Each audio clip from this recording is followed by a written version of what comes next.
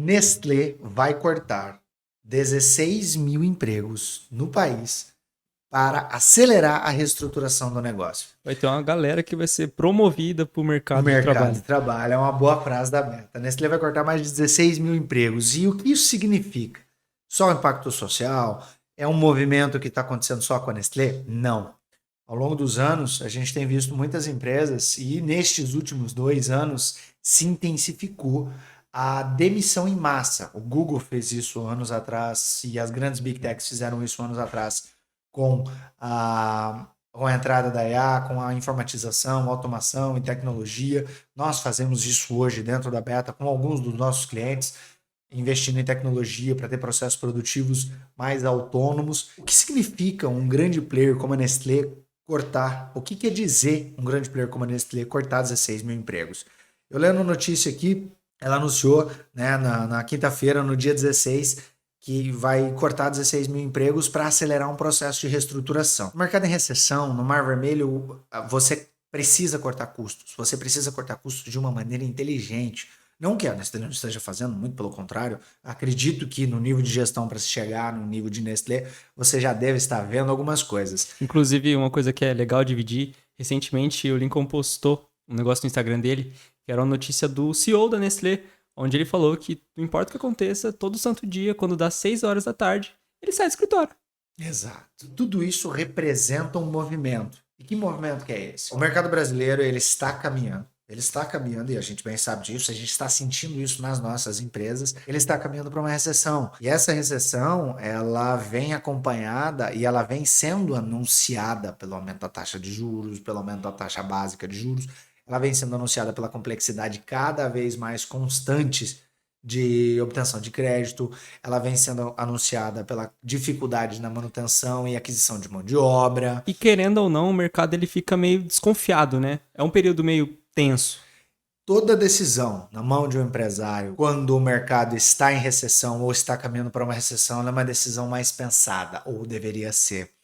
E eu não acredito que seja diferente com a Nestlé, um grande grupo que contempla grandes marcas, boa parte dessas marcas fazem parte do nosso cotidiano, nós vemos ela nas prateleiras do mercado, em casa. Elas têm, essas grandes marcas, elas têm habilidade, informação, capacidade econômica para captar movimentos muito antes das pequenas empresas. Empresas de 5, 10, 15 milhões sofrem mensais, sofrem muito mais com mudanças mercadológicas do que essas gigantes. E esse movimento de aceleração de estruturação, ele é mais um dos inúmeros que aconteceram esse ano, é mais um movimento de, tá, vamos mudar um pouco a realidade, o cenário da nossa marca, a realidade da nossa posição. Estava lendo aqui, inclusive, uma informação nova para mim, boa parte da fabricação deles não é nacional, é americana.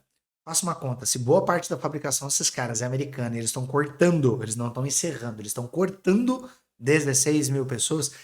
Imagine o nível de gestão, estratégia, de conhecimento, de noção de mercado que você tem que ter para você caminhar nesse oceano. Chega a ser até meio duvidoso, né? Você olha e fala, não é possível. Não é possível que os caras conseguem rodar isso. 70, 60% da minha operação não está nos Estados Unidos e aqui no Brasil eu corto 16 mil empregos. E vendo aqui a Nestlé, e eles afirmam, né, que uma das partes do movimento, claro, o CEO, que é a diretoria, que as empresas que prestam serviço e conselho lá dentro, não vão dizer exatamente todos os fatores que levam a essa reestruturação. Não vai, né? Não tem como, porque o jogo não é esse. Mas tem uma coisa que eles falaram que é verdade. Esse movimento fez as ações da empresa subirem. Esse movimento fez o custo da empresa descer e vai fazer o custo da empresa descer. E na prática, o mercado ele está retraindo, o mercado ele está jogando para baixo. Descendo um pouco mais aqui na logística, né? Na notícia, ele diz que a Nestlé ela vem sofrendo com um problema que é o valor das ações, a queda das ações da Nestlé, ela vem impactando diretamente a operação do negócio. E um sinal, quando você está falando de mercado macroeconômico, um sinal para investidores é a boa gestão, uma estrutura muito completa de compliance, governança, conselho e dado. Quando você aplica isso para um mercado aberto e você diz que eu estou cortando na carne 16 mil empregos, o investidor ele não está olhando para emprego e não deve olhar para emprego. Não é inteligente o investidor olhar para emprego. Por que está sendo cortado? É um bom sinal de que nós entendemos que nós podemos fazer mais com menos. É um bom sinal de que nós entendemos que nós podemos profissionalizar mais, automatizar mais. Certamente nas entrelinhas vão vir investimentos em automação, em tecnologia, investimentos em parques fabris, investimentos em uma série de outras Sistema, áreas. tecnologia. Tudo. E aí nós tivemos, né, a saída do CEO, o Laurent Freixo, em setembro, já foi muito recente, e todo o processo de reestruturação ele passa, inevitavelmente, pela alteração da cabeça do negócio. A gente está olhando para a Nestlé, que é um grande player, mas vamos falar da nossa realidade de empresa de 5, 10, 15, 20 milhões, ela também passa pela troca de um gerente, troca de um diretor, troca de um gestor comercial, de um gestor financeiro. E por que isso acontece? Isso normalmente acontece quando você entende que o teu mercado está bagunçado, teu mercado está complicado e você precisa da mudança. E essa mudança ela nem sempre vai acontecer do meio para cima ou do meio para baixo. Ela vem de cima para baixo. Exatamente. Majoritariamente ela vem de cima para baixo. Inclusive, esse exemplo, né, esse case aí da Nestlé, ele pode servir como motivador também, né, para o empresário que tem uma empresa menor olhar para esse cenário. Beleza, eles trocaram de CEO e a partir disso, como é um grupo muito grande, tem muitas análises, eles tomaram essa estratégia de colocar 16 mil pessoas na rua. Mas por que você não pode fazer isso no seu negócio também? Não na mesma... Na mesma proporção, mas essa é a provocação que fica no ar e eu acredito muito na força que uma reestruturação tem. Fazendo um parênteses aqui, você ser forçado a fazer uma reestruturação e você fazer uma reestruturação pensada são abissalmente diferentes os momentos. A empresa está com um problema de fluxo de caixa tremendo, eu estou muito distante do que eu gostaria de estar, meu custo é muito alto. Você está no momento de uma reestruturação. Você é uma gigante, um gorila do mercado. Você faz um movimento, mesmo com suas vendas crescendo, você faz um movimento de fazer uma reestruturação com a expectativa do mercado em baixa, você está passando uma mensagem para o mercado. Você está passando um sinal para o mercado. E aplicando isso para os nossos negócios, seja quem for que esteja assistindo, qual é a mensagem que a gente está passando para os nossos gestores, para a nossa equipe, para o nosso mercado, para os nossos concorrentes, para os nossos clientes. Uma coisa que se discute muito pouco. Qual é a mensagem que a Nestlé está passando para os clientes dela? Para o mercado. Para o mercado que ela está inserido. Acreditem, quando um gigante, quando uma montanha se movimenta, os vilarejos se assustam. Então, se uma Nestlé, que é uma gigante do mercado, está se movimentando, os pequenos distribuidores, as pequenas indústrias, as pequenas revendas, elas estão olhando e os que têm, obviamente, consciência de gestão, cara, por que esse cara está fazendo esse movimento? Se ele está indo para lá, o que eu não estou vendo? Na minha visão, redução de custo, otimização e estratégia sempre é correto. Ponto. Ponto. É uma grande falha não se olhar para custo. É uma grande falha não sentar em cima do cofre, como eu gosto de dizer. Você reduzir o custo, conseguindo manter o resultado, não existe movimento melhor. Não, realmente não existe movimento menor em qualquer proporção. Você vai falar de uma proporção de 1% a uma proporção de 10% do negócio, que é muita coisa. Tá? Claro que a gente não sabe muito bem ao certo e não vão abrir os reais motivos dessa reestruturação. Mas, em média, nos grandes mercados, as reestruturações elas acontecem nos grandes players por uma mudança cultural tremenda, um movimento antevendo um movimento de mercado, se faz um movimento aqui, porque diferente de um pequeno negócio que o ciclo é de 30, 60, 90, eu estou falando de bilhão. Então, para você calcular payback em cima de bilhão, o jogo é outro, a conta é outra, né? E tem uma questão de foco, para onde a marca quer ir. E isso é uma coisa que acontece do pequeno, do médio, do grande. Na minha opinião, você tem pouco entendimento sobre qual é o foco de um negócio. Pô, vou fazer uma reestruturação porque tá caro. Show de bola. Pra quê? Qual que é o foco? O que você quer fazer? Porque só está caro por algum motivo. Você tem as pessoas que você tem, a estrutura que você tem, o sistema que você tem por um motivo. Por que tá caro? O que me chegou a levar até aqui? Será que não é o fato de estar caro, mas sim eu não estou sendo eficiente, eficaz, não estou fazendo o que deveria estar fazendo? É uma pergunta que paira pelo ar quando eu leio uma notícia assim. E eles dizem muito que eles falam muito sobre a palavra desempenho. Eu busquei outras fontes aqui também. Eles falam muito sobre a palavra desempenho.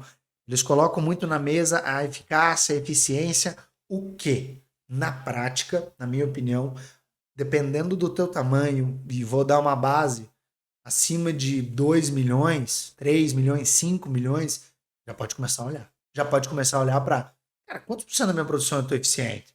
Faz sentido fazer esse movimento? Faz. Eu vou reestruturar para quê? De que forma? Aonde? Qual é o impacto que isso vai gerar? Porque acreditem, demitir 16 mil pessoas tem um impacto. Oh, imagina a cabeça do empresário, cara. São 16 mil pessoas na rua.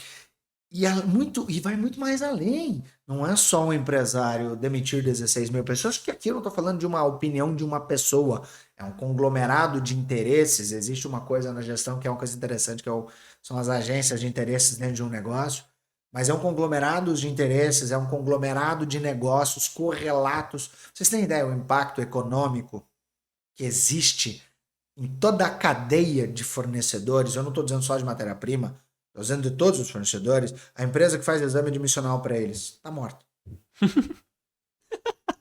A empresa de software que cobra por login, ó, tá ferrada. São 4 mil da produção, o resto tudo mexe em sistema. Essa galera não vê, né?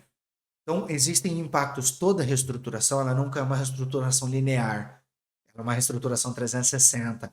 E ela, pelo que eu entendo, ela foi originada de um movimento da diretoria, um movimento do CEO. É um movimento maduro, é um movimento que a gente tem começado a fazer e ele é reflexo de algo. Grandes negócios, eles não se movimentam abruptamente. Eu sempre digo que uma pequena empresa, considere pequena empresa aí até seus 2, 5 milhões de reais de faturamento por mês, uma pequena empresa ela se move relativamente rápido. Você instaura uma situação aqui, um procedimento aqui, no outro dia já pode ser aplicado. Vai falar de um universo de 16, tô falando 16 mil pessoas demitidas, eles têm ali 80, 100, 120 mil pessoas na operação. Você já imaginou disseminar comunicação para 100 mil pessoas sobre o movimento que está acontecendo? Você já imaginou há quanto tempo o nível de gestão, a estrutura de gestão, liderança, multiplicadores, coordenadores estão sendo preparadas para esse movimento? Fazer a galera entender por que isso está acontecendo e comprar essa causa também, né? Porque não é só, meu Deus, está sendo demitido. Não. Calma lá, tem uma lógica Tem um aqui. plano. Tem um plano aqui. E a níveis operacionais, a gente pode falar o quanto a gente quiser, mas você falar de cultura para operação, entende-se falar de música, de livro. Não há o que ser feito. Você falar de cultura na operação é literalmente comando e controle, comando e controle. Então, na prática, movimentos de empresas como essa, e esse é um bom exemplo, a Nestlé é uma marca extremamente conhecida, né? E ela está em diversos segmentos. Uma coisa importante, é uma marca omnichannel e está em inúmeros segmentos. Está em quase toda a cadeia de varejo brasileira, considerando produtos que a gente chama de segunda necessidade. Então, assim, esse movimento ele vai acontecer com mais empresas. É natural no mercado, no mercado de varejo, em média é muito natural. Vai acontecer com mais frequência por outros players. Este não é o primeiro, este não está sendo motivado por uma situação pontual ou outra. Existem gatilhos na tomada de decisão de um negócio, e principalmente negócios de grande monta, que eles vêm summonando, eles permeiam algumas grandes decisões. Então encaixa aqui, encaixa ali, encaixa aqui, de repente vira tudo. E é o caso da Nestlé. A Nestlé mostrou pra gente que uma boa gestão, mostrou pra gente que atuar na redução de custo, olhando para a expansão, porque não é só o custo. Se você só reduz custo e perde proporcionalmente a tua receita, o teu negócio, a tua rentabilidade, ou propriamente dito o teu mercado, que o mais importante em empresas desse tamanho é olhar para o mercado. Você tirar 16 mil pessoas, mesmo que você perca a venda, mesmo que você perca os negócios, perca a receita, perca a rentabilidade, você não perder proporcionalmente teu mercado, você recupera. O grande problema de você encerrar, puxar o freio de mão de uma máquina, seja ela o tamanho que for, é perder tua penetração, perder tua capilaridade, perder teu mercado. O que a gente pode aprender? Se os grandes estão olhando para esse movimento, nós temos que olhar também. E independente do mercado, não é olhar por que eles estão olhando ou por que eles estão fazendo, e sim olhar por princípios de gestão. Você precisa controlar custo, você precisa controlar teu caixa, que é o grande drama de qualquer negócio. Pode ter o negócio que você quiser. O grande drama de qualquer negócio vai estar em pessoas, processos e caixa. Uma dessas 3 bases vai bater. Se não bater, parabéns, está um negócio perfeito, mas eu não acredito. Tô há 10 anos fazendo isso e nunca vi um negócio perfeito em gente, perfeito processo, perfeito em caixa. Não estamos na Disney. Não estamos na Disney, desculpa. O colorido e o unicórnio é só na TV. Na prática, na vida real, é feio, é sanguinário, é sujo. Sujo pra cacete. Então, assim, o que a gente pode aprender? Lições aprendidas. Olha pro teu caixa, olha pro teu custo, olha pro teu mercado, entenda quem você é na fila do pão, entenda os impactos, entenda o tempo de mudança. Não é sair fazendo tiroteio e agir como a gente sempre brinca, né? Um chimpanzé com a metralhadora na mão. É realmente, Cara, vamos lá, eu vou cortar minha contabilidade, vou trocar por outra mais barata, vou pegar minha agência, vou trocar por outra mais barata, vou tirar minha consultoria. Show de bola, você acabou de perder a perna estratégica, tirar o teu contador que conhece a tua empresa inteira, trocar por um mais barato e ponto. É mais barato por algum motivo. Você não compra uma Ferrari por 50 mil. Você não compra, ponto. É uma falsa ideia de que você está ganhando dinheiro porque você não está gastando. Não. É uma ideia. Tem uma versão à economia medíocre. Uma das piores economias que existem é a que não é calculada. Então, o que a gente aprende com a Nestlé? Calcule os impactos. Se vocês leem a notícia, vocês entendem. E eles falam muito sobre manter mercado, continuar o desenvolvimento, dados históricos de expansão. Isso não é um movimento que está sendo feito aleatoriamente e rápido. E, na prática, como é que a gente consegue aplicar isso no nosso negócio? A Nestlé está alicerçando isso, e eu dei uma busca em outras origens aqui, ela está alicerçando isso em alguns pilares. Primeiro pilar, eu vou fazer esse movimento contando com o retorno do mercado do lado de cá. Segundo pilar, eu vou fazer esse movimento contando com uma estrutura de produção, automação e equipamento produtivo. Terceiro, eu estou contando com esse movimento sabendo que o mercado irá retrair. Ele já vai retrair. Então, Muito antes de eu estratégico. perder o dinheiro, eu vou segurar para já perder, mas perder proposital. E eu garanto a vocês, na prática, eles têm um range de objetivo ali. Exemplo, tenho 12% do mercado, vou ir para 10%. Show de bola. Aceito 9%, aceito 14%. Estou trabalhando ali. Aceito 9%, aceito 11% de share. Entende? Então, o que a gente consegue aplicar na prática, considerando o nosso tamanho, o nosso caixa e o perfil médio das empresas que contratam a beta. Controle, olhe teus números muito próximo, repense, faça análise de viabilidade para tudo. E muitas vezes a nossa viabilidade ela sempre se limita a ser financeira e não é. Eu estava numa discussão com a empresária semana passada, mas isso não dá payback. Eu falei, sim, mas você manter um colaborador vivo é o melhor payback. Tá gerando risco à vida. Ele, pô, realmente eu não tinha pensado nisso. Eu não tinha visto isso. Eu não tinha me ligado que isso poderia acontecer. Eu falei, pois é. Então o payback ele não é só o investimento financeiro. O retorno ele pode vir através da cultura, ele pode vir através das pessoas, ele pode vir através de uma série de fatores. O que a gente leva de maior lição de um movimento como esse? Entenda o teu momento e projete cenários, atuando aonde ele é mais beneficente, aonde ele faz mais sentido, aonde é economicamente melhor para o teu negócio. CPJ forte, CPF tá voando.